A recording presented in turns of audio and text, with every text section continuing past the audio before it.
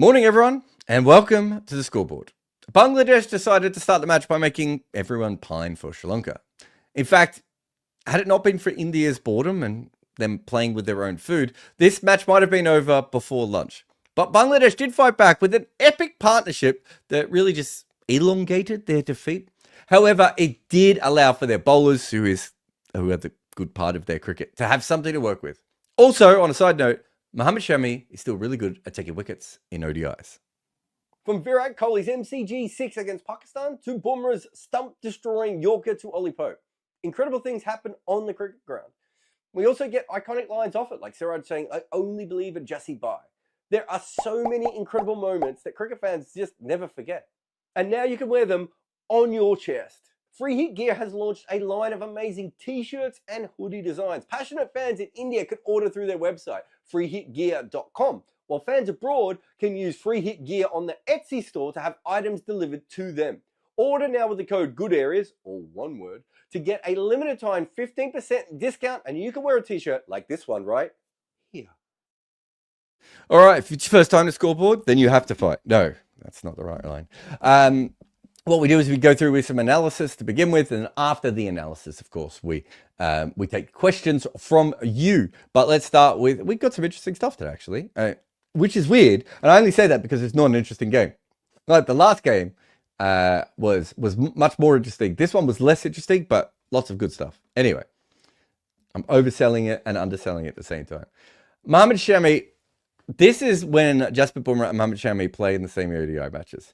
And we looked this up. We've done a whole special that will be on the main channel about Mohammad Shami and how good he is, and potential reasons why he's slightly overlooked, and all those sorts of things. But when it comes to it, down to it, he's a fantastic bowler, and these two make a great duo, even if Jasprit Bumrah is not available at the moment. Specifically, just because this is probably the greatest white ball bowler we've ever had, but also the best defensive bowler.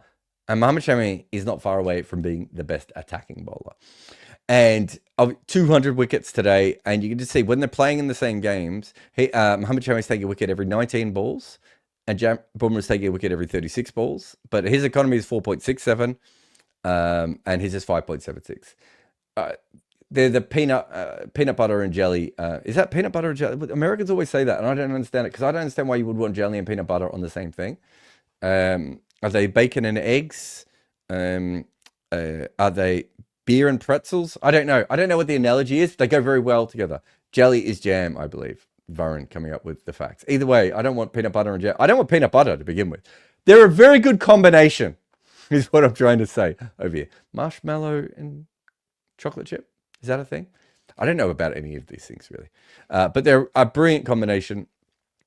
But I wanted to specifically just have a look here at Mohammad Shami, because we were trying to look at adjusted economy and adjusted strike rate. So we've been using these for limited overs cricket for a little while now, because obviously the way the game is played has changed so much that it's a little bit unfair to just look at someone's economy or their strike rates, because Mohammad Shami's strike rate, or I should say Mohammad Shami's economy, is going to be that much higher than all the other bowlers that throughout the history of cricket, because he's bowling in an era where there's more runs being scored a lot more quick, and he's going to take more wickets than other bowlers from other eras. But when you still have a look at this, you can see that we have him as, even adjusted for era, as the best strike bowler in the history of ODI cricket. You can see that he's taking a wicket every 25.1 deliveries for the adjusted strike rate. Just behind him, just a smidge, is Ajanta Mendes, who didn't have a very long career, although did take a lot of wickets in that short career, but didn't have a very long career, and he's just behind him. But the bowler that is most interesting is hilariously the one we couldn't put the dot on because his name went over the other person, but that is Waqar Younis. There is not much between the two of them when you have a look at it. So adjusted strike rate is 25.29. So Waqar Younis is just a smidgen less effective as a strike bowler, but almost identical. And you can see that there's a difference between them on economy as well. Again, not a massive one, but Mohammad Shami's got him beat a little bit here. These are the two that are really fighting it out for the greatest strike bowler of all time.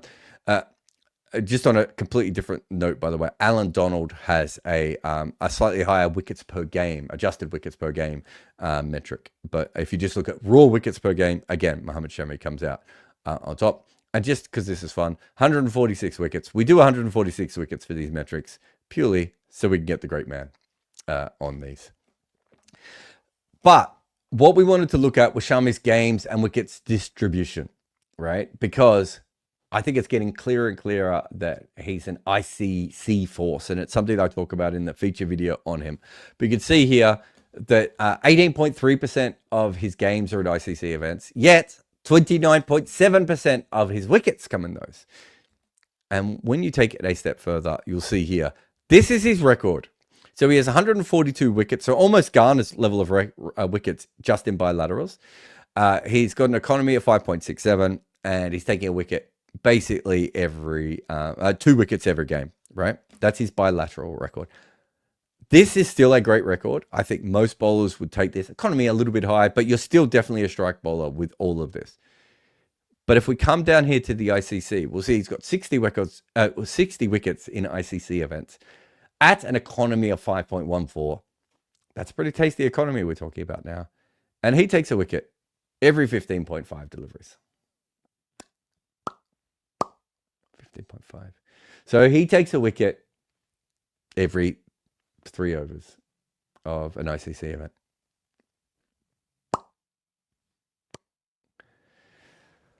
Okay.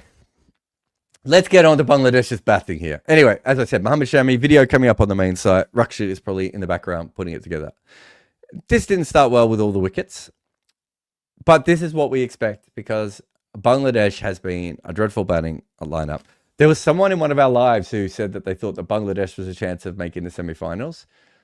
I give you exhibit A of why they can't do that. They just cannot stay in early on. Lytton Das had a batting average last year in 6 ODIs or 5 ODIs, whatever it was, of 1.2.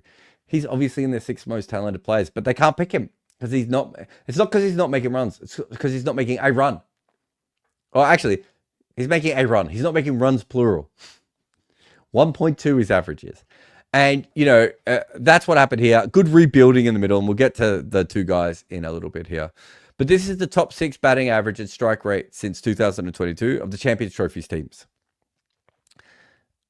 India, striking at basically a run a ball, averaging 45, right?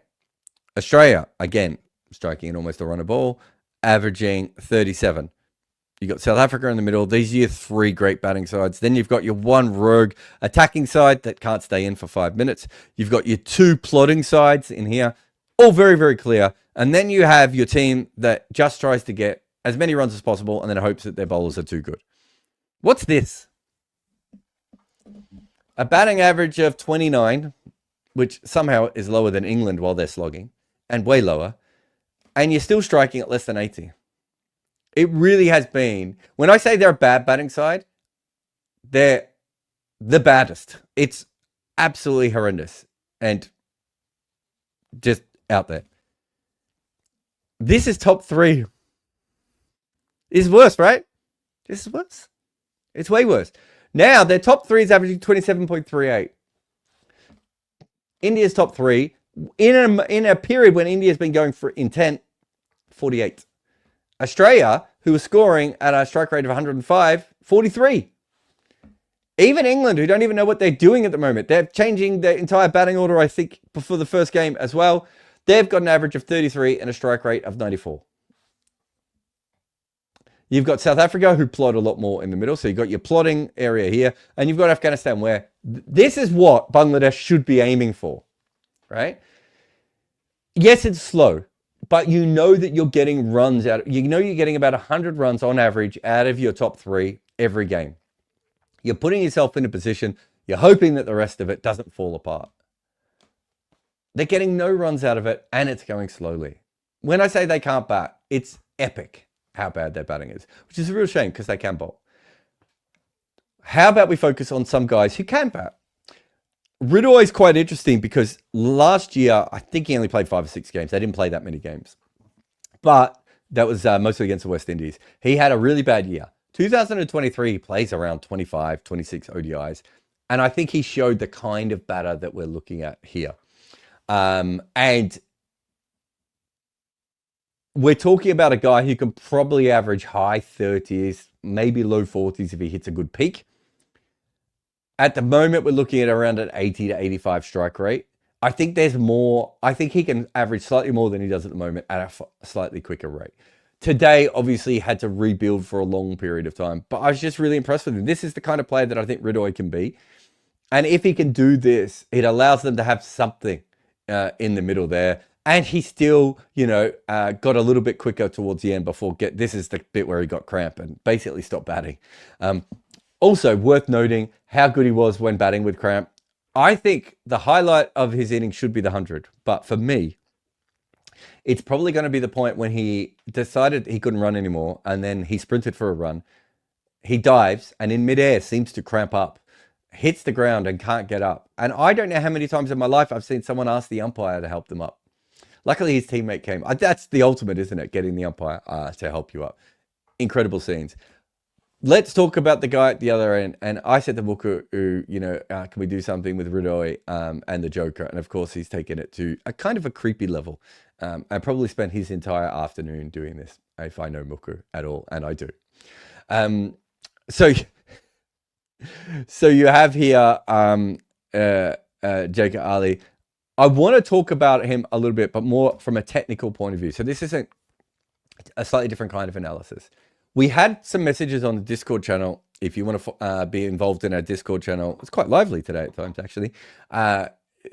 You have to support us over on Patreon, and then that gets you access to the Discord channel. One person said, "Oh, is it the case that J.K. Ali always backs away a little bit, and that's the way he bats?" And then someone else on the Discord channel went, "Well, actually, the last time I saw him bat, he went across the line." This is true. Both of these things are true. Today, we saw him backing away quite regularly. But if you watch him play against the West Indies, he was going across the crease. I think it's a really interesting method that he has. And if you go back to the previews I did on this tournament, I said that I think, having watched him play a little bit now, teams don't know how to bowl to him because of this ability to back away violently or walk right across his stumps. Like I think in the written piece, I said something like along the lines of, Steve's like a coke-addled version of Steve Smith. And so when bowlers are coming into him, I don't think they know what the line is because batters generally move around the crease for one of two reasons. So that's when I was working as an analyst for T20 teams, that's kind of what I would say is this guy's backing away to put you off or this guy's backing away to give himself room to play a shot, right? It's usually one or the other. With Jacob Ali, I'm actually still not sure what he's doing other than the fact that it's very tactical because sometimes he goes all the way over here and sometimes he comes all the way out here. So he's doing it from what I would think is a reason to give himself more of a opportunity to play the ball in certain areas. But I also think he's doing it quite regularly so that he does put the bowler off. So it really is a combo with him. And the fact he can go in both directions, I just think it's really interesting. And it's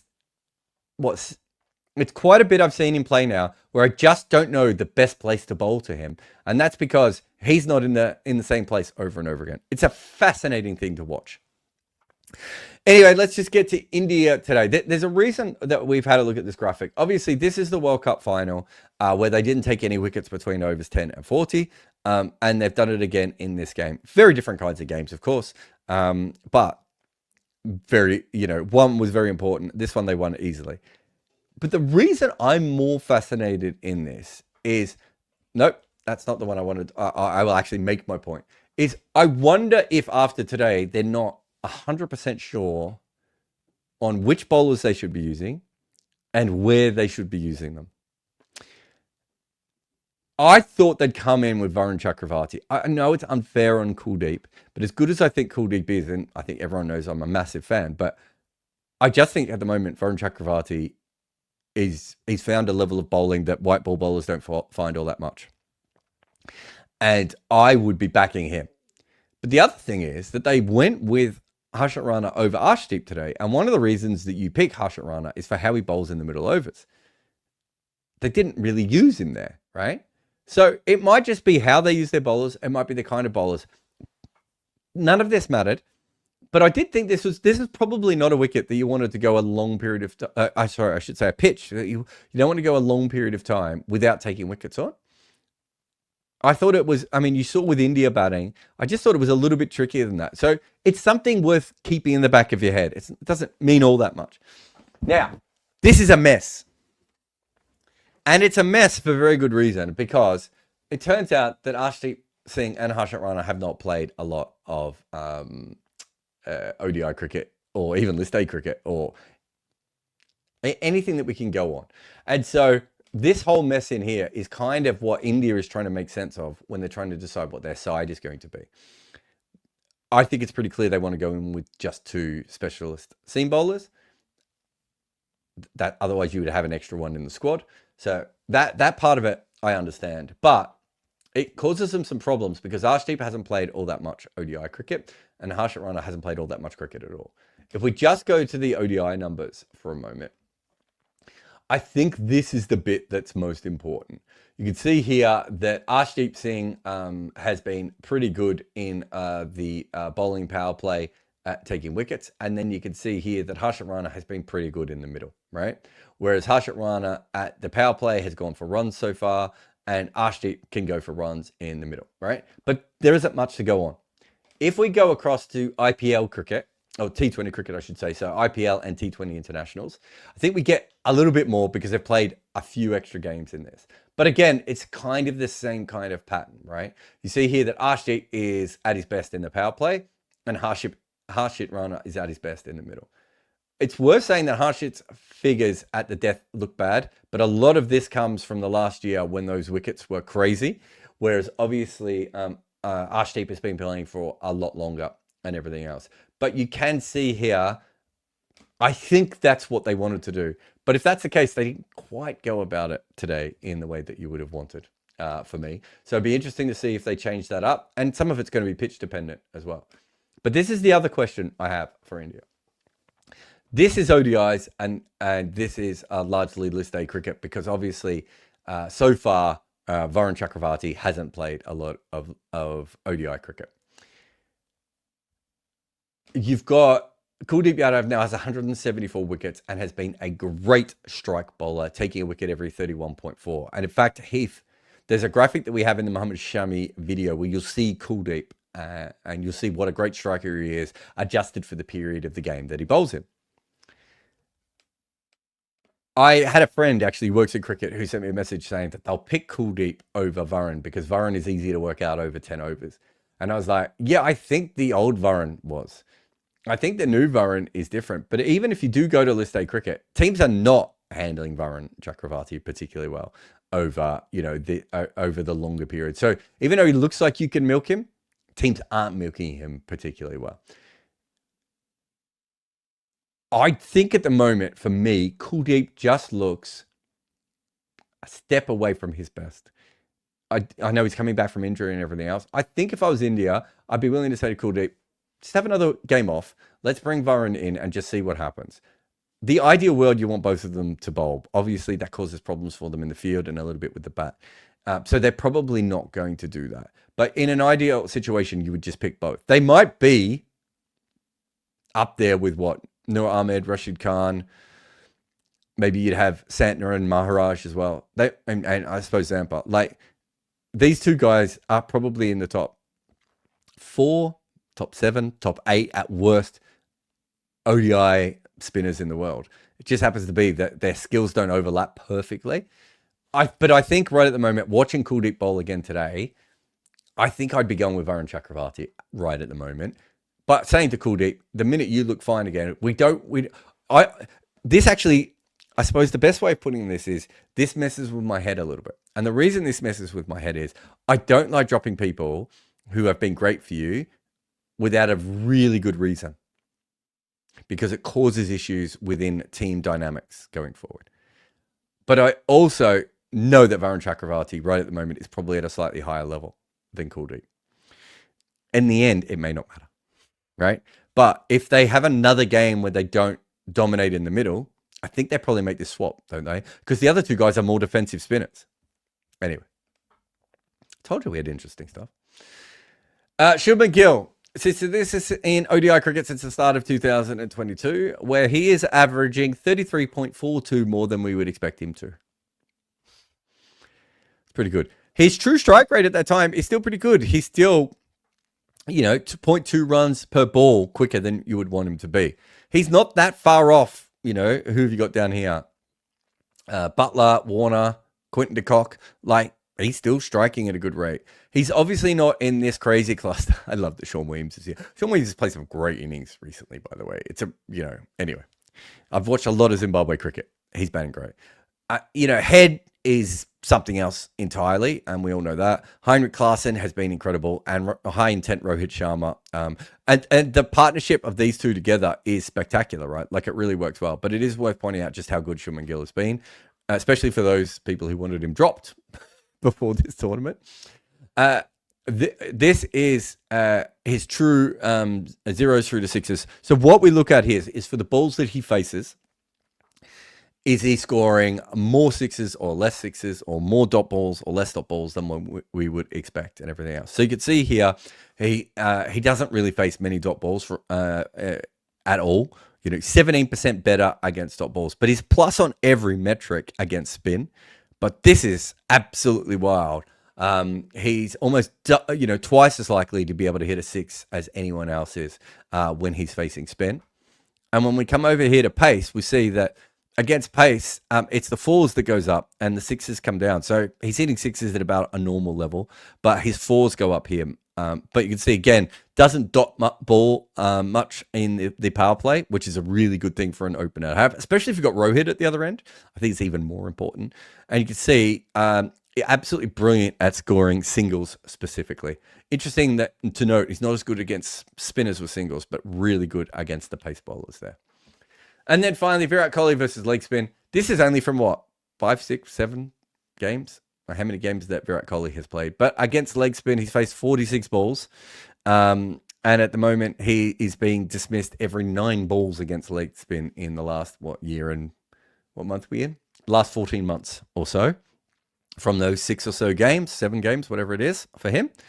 You can see in 2023, not an issue at all. He faced 170 balls from leg spin. I think a lot of this, the fact that this is here and this is here, and there's also this number in the middle. So you've got these 3 distinct periods. Forget about this because this is young, Virat. I think a lot of this is him playing around with how he plays spin based on the fact that he's not been doing particularly well against it in Test cricket specifically. And I think he's changed little things in his game. And because of that, we're seeing these big variables really between it. It's just something worth watching. And just one other thing that I wanted to look at today was just the way that India went. Bangladesh lost all their wickets up front. And I thought when they were batting in this period, it was a good wicket to bat on. The minute the lacquer came off the ball and the fielders went out, I actually thought this was a tough wicket to bat on. And if you go back to the start, which I won't do, and show the Bangladesh one, it's a kind of a similar pattern here. Some of theirs was because they lost the early wickets, but I actually think it was quite tough to bat in this sort of middle period. Just worth looking at that. Obviously, as this tournament goes ahead, this could end up being a semi-final and a final venue. There's a lot of things that could happen here. So worth noting that going ahead, that I thought this wicket was just a little bit trickier than probably looked on first glance. Anyway, that is it for the analysis part of the show. We'll have a quick break here. Me and Varun will play an ad and try and find some questions from the audience for you. You should probably go off and buy something from Free Hit because they're awesome. And then we'll be back with your questions. That's what I meant to say. From Virat Kohli's MCG 6 against Pakistan to Bumrah's stump-destroying Yorker to Ollie Pope. Incredible things happen on the cricket ground. We also get iconic lines off it, like Siraj saying, "I only believe in Jassie Bye." There are so many incredible moments that cricket fans just never forget. And now you can wear them on your chest. Free Hit Gear has launched a line of amazing t-shirts and hoodie designs. Passionate fans in India can order through their website, freehitgear.com, while fans abroad can use Free Hit Gear on the Etsy store to have items delivered to them. Order now with the code GOODAREAS, or one word, to get a limited time 15% discount, and you can wear a t-shirt like this one right here. All right. We've got a couple of good questions. And let me take this away, which I thought I'd already done, and bring myself up, which apparently I also haven't done. Good start, Jared. Cup says, that's it. Rohit should retire now. He's done everything on the cricket field. How do you rate that drop? So, Ezekiel, who some of you will know from this channel, quite often comes over to do his show, Freaky Cricket. He's never seen a hat trick, and he's obsessed with hat tricks. He was in the shower when Akshar took those first 2 wickets, and I said, come here. I just think that our hat trick is due. So he came out, soaking wet. There's water everywhere as he's running around the house. And he watches it. And as he takes the edge, I just see him explode. And then he drops the catch. And I remember Ezekiel saying this exact phrase, Rohit Sharma is now my mortal enemy. So, yeah, look, these things happen. I was saying, I think the worst one I was involved in personally was I had a friend who took the first 9 wickets of a game. I was at slip, catching them for fun. Simple catch, straight into my hands, dropped it. Bowler next over was obviously at the other end, and the number 11 went out. We've all been there. Just that's it. What it is. Don't think I've ever dropped a hat trick, but I think a 10th wicket is much worse. Varun says, do you think Arshdeep lacks consistency to be good in ODIs and tests? I'm not bracketing ODIs and tests, by the way. No, I think he can still be good in ODIs. A lot of it just depends on what you're looking for. And I think they have decided that they want that sort of hit the wicket bowler more in the middle. It might also be about how they want to use Hardik Pandya. And they might want a little bit of insurance as well for someone. It might be about the variability and everything else. I think Arshdeep is a little loose. And I've said that before. And because of that, I think you can get to him. And that might be one of the reasons we're not seeing him now. That's very possible. Bloody says, could you explain the kind of pitch that was? A lot less exciting than yesterday. Hard to score boundaries, but the wickets weren't falling either. Was the pitch slower and less turn? I just think it was a pitch where the ball wasn't always coming on at the pace that the batters expected it to come on. And those wickets, sometimes it can be hard to, unless it's a wicket that's really slow, where you start to chip up the ball everywhere. Those sorts of wickets can lead to almost like a stalemate, right? Where you don't score that many runs and you don't take that many wickets. That would be my guess. There was a little bit of spin there as well. But yeah, I do think it was, I just don't think, maybe the best way of saying it is that I don't think the batters ever felt like the ball was coming on exactly as they wanted it to outside of the power play. And both of these teams have good bowling attacks as well. So I think when you factor all those things in, that's kind of what we saw. Crunk says, the more I see Shami, the more I think if he'd been available for the Border Gavaskar, the result would have been different. I know this wasn't the greatest game, but he's so talented and his record does it. Yes, I think because he's injured so much and because Bumrah exists and because he's not the greatest bowler in his side, let alone in the world, we sleep on Shami more than we have to. Another good example of why we shouldn't. Noah says, if anyone should retire, I think Kohli should retire now. I'm a big Kohli fan, but he's been out of form in tests for the last 5 years. And I think after the Champions Trophy, India should rebuild. Look, we're getting to the point where there's just so many, it's a bit like, there's so many different things to fix, right? That it's causing an issue. I don't think I'd be surprised if he made runs for the rest of this tournament, though, Noah. I wouldn't be too concerned with that. But as I said, I think he's getting to that point where he is trying to put out one fire and starting another one. And so that for me is almost the final straw at that point. Sing Silly's Point says, Rana, the new Plunkett. I mean, everyone's looking for that bowler, right? That England's got about 5 of them on the list. South Africa used Nokia and Kotsia for that role. We have seen, the West Indies go to those kinds of bowlers before. That's what Nahid Rana has done it a bit for Bangladesh, right? Everyone's looking for a fast bowler or a hit the wicket bowler in the middle. And, I think that's the thing that we're seeing on more than anything else. So I think there's an element of that happening there. Oh. Ananda says, the pitch seemed to react better to tall bowlers such as Rashid. Mahidi wasn't as effective, and it might suit Chakravarti's bowling better. Yeah, I think Rashid, you got to remember that that's not just about height. That's about a wrist spinner versus a finger spinner. That was one of the reasons that I put the little section in about Kuldeep and Chakravarti.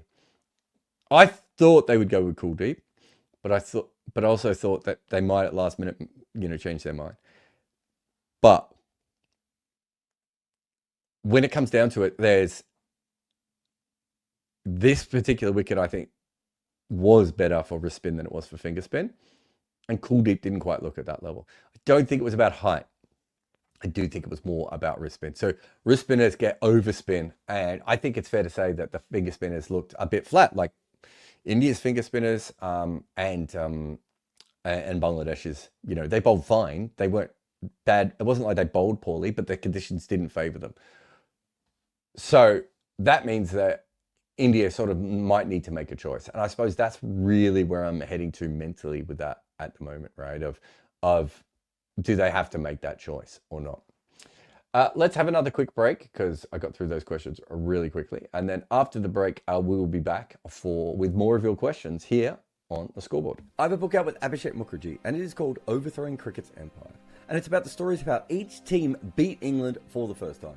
We go all the way back to the demon Fred Spofforth getting annoyed at W.G. Grace for acting a little bit like Alex Carey. And then we come all the way to present times with Rashid Khan's England's redemption. We cover every single team to beat England in a major international, but we also talk about the incredible stories like the barefoot basher from Fiji that almost played for New Zealand. In fact, this book is full of tales like that, like how Pakistan lost a top batter after he was on the run from an angry husband of a movie star he was having an affair with, and also how one future captain of his nation realised he might have to go out and bat at Lords and that he didn't own his own pads. Cricket was used as a tool by the Empire, but what happens when those nations grow up and get good at it?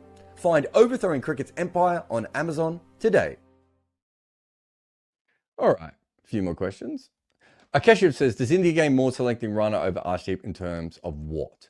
Well, it depends on what they're looking for. As I said before, if you want someone who is a power play bowler, you would go with Arshdeep. If you're looking for someone from overs 10 through to 50, you're looking at Harshit Rana, right? And that's what you're trying to work out a few things.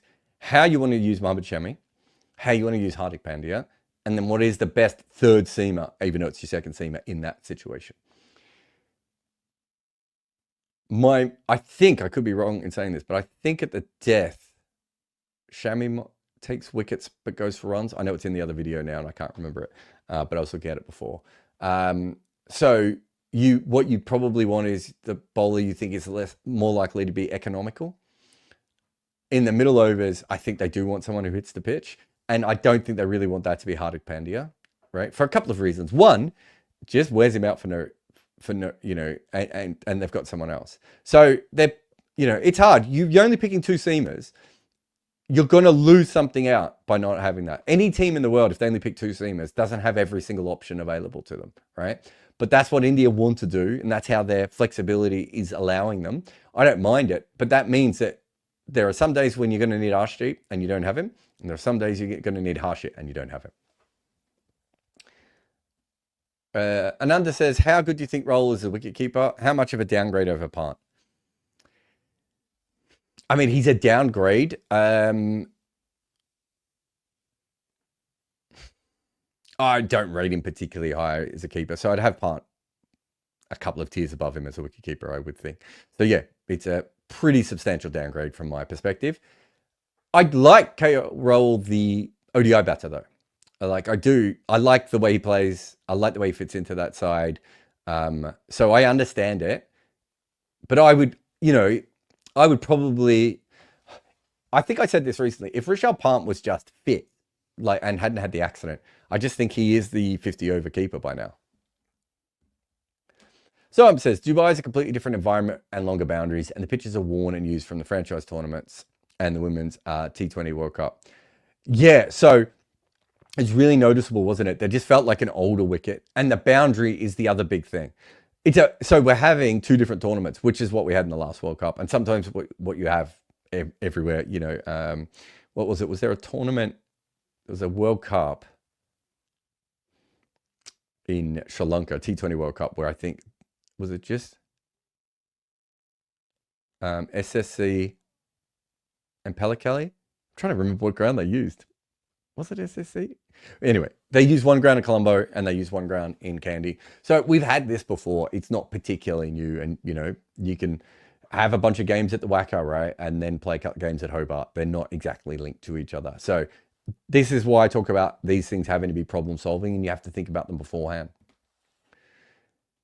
Tejas says, based on the chart, you have shown Murali's far ahead than Shane Warne in terms of economy and strike rate. So just because Warne played in Australia, he can be claimed as the greatest spin bowler. In ODI cricket, I don't know if that many people have him as the greatest bowler, Tejas. I've never gone through their ODI records that closely. I was actually shocked recently that Shane Warne's numbers were as good as they were, because I think there was a lot of times when he was kind of coasting through one-day cricket, he kind of didn't always try. Certainly, he was probably one of the last players, I reckon, in the world who wasn't always...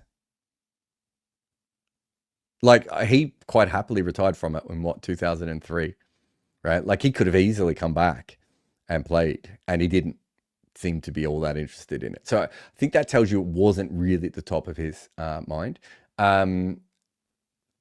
As far as, I would have to go through Murali's record, but I think you would Suckley, Mushtaq, and Murali probably have a claim over Warne. And then you've got Shahid Afridi's, Shahid Afridi's batting as well. That brings him back in. So I you know, and Syed Ajmal for a little period of time, and Ajanta Mendes for a little period of time, both have interesting ones.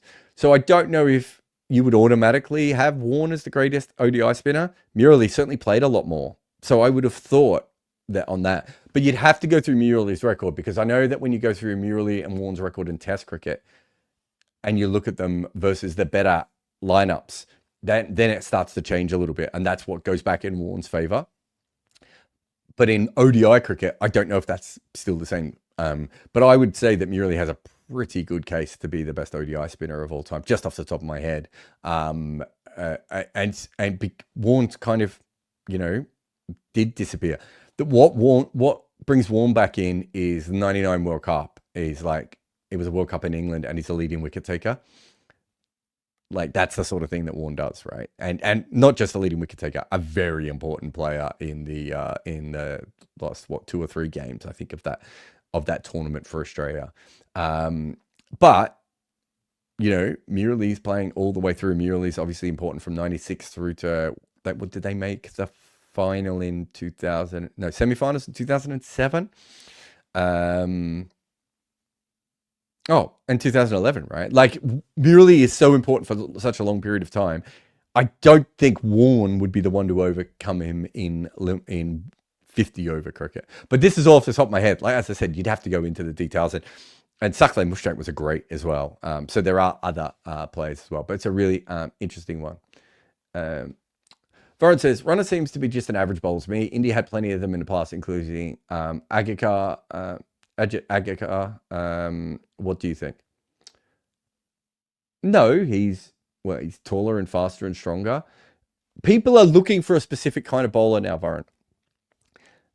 And the reason is, it is all on the back of Liam Livingstone, really. But there was a bit of a movement towards it beforehand. Even the West Indies were sort of going towards it.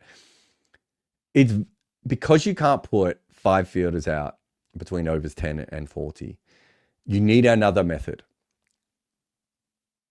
And what happens if you just have spinners is other teams can load up with good players of spin. And so what you want is a combination of good spin, but with one seamer who can come in and whack the ball in at 145 to 150 Ks into the surface. A strong bowler, not just a fast bowler, a strong bowler, to get inconsistency out of that surface.